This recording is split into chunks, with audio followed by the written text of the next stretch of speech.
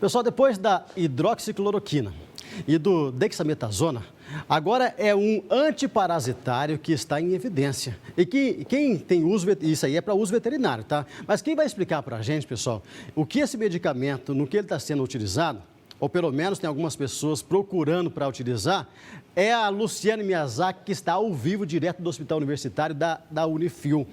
Hospital Veterinário da Unifil. Ô Lu, agora já meio-dia e 20 aqui, boa tarde para você. Tem pessoas querendo usar esse medicamento, achando que vai curar a Covid-19, é isso?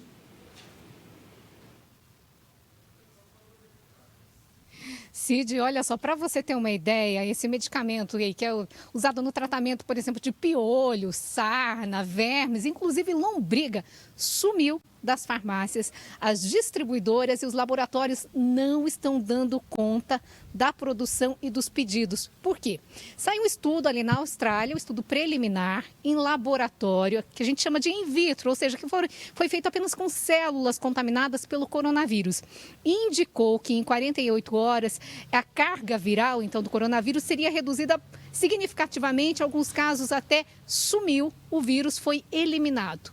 Mas é um resultado preliminar em laboratório, não foi testado em humanos, e a partir desse resultado, então, saiu uma corrida atrás da ivermectina.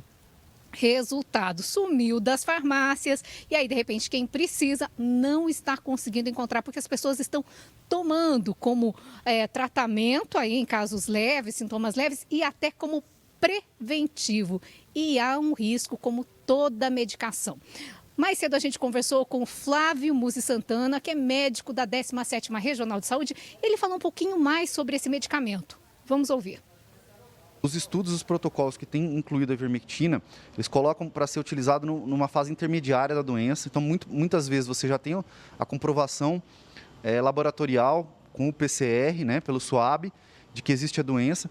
E aí, no intervalo entre o 3º e o 7º dia, quando você observa que a doença está tendo manifestações além do quadro respiratório, outras manifestações sistêmicas, podendo sugerir o caminhar para uma forma imunológica da doença ou hiperinflamatória, tem sido feita a prescrição nesse intervalo. Existem algumas formas de prescrição, que aí é um detalhe técnico, que é assim, não recomendo que a população vá atrás disso, isso é melhor ser prescrito por quem tem conhecimento técnico. E aí, nesse intervalo, em torno do 3º ao 7º dia, se faz o uso na tentativa de diminuir a resposta inflamatória e diminuir a intensidade do ataque do vírus ao nosso organismo. Essa é a hipótese. Isso ainda precisa ser testado e confirmado nos estudos. Isso, como o doutor Flávio Santana disse, ainda não há comprovação científica, não se sabe exatamente se ele é indicado para os casos mais leves, para os casos mais graves, se ele realmente aí em humanos poderia reduzir, eliminar o vírus do organismo, qual seria a quantidade indicada e ainda quais as consequências, as reações. Por isso, aí se falou na toxicidade, né, desse medicamento e as consequências que eles poderiam trazer. Então, na dúvida, nada de automedicação, não vá procurar na farmácia. É necessário realmente a indicação médica. Pois é, mas esse medicamento também, ele existe na farmácia veterinária. E é sobre este assunto que a gente conversa agora com o médico veterinário, Marcos Chiozal. Olá, doutor, uma boa tarde. Para os bichos, os animais de estimação, para que a ivermectina serve? Bom, a ivermectina ela tem várias indicações, tanto para endoparasitas, como alguns tipos de vermes, não todos, e alguns ectoparasitas, também não são todos. Só que são indicações muito específicas, né? E altera a dose conforme a necessidade. Inclusive tem algumas restrições conforme algumas espécies de cães, algumas raças. Ou seja, nem todos os cães podem usar esse medicamento?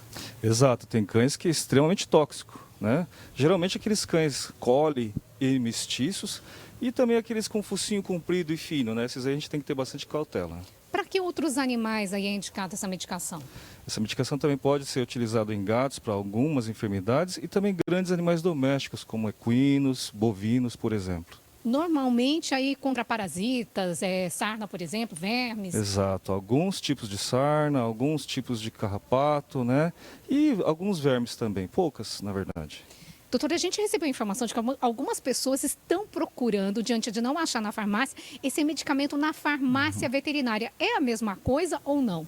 O princípio ativo é o mesmo, mas porém a composição para a linha veterinária ela é feita especificamente para animais. Né? Jamais uma pessoa deve adquirir e tomar uma medicação dessa. A composição tem alguns outros fatores, alguns produtos químicos que colocam junto com dessa ivermectina, que ela possa ter um efeito melhor em determinadas espécies animais.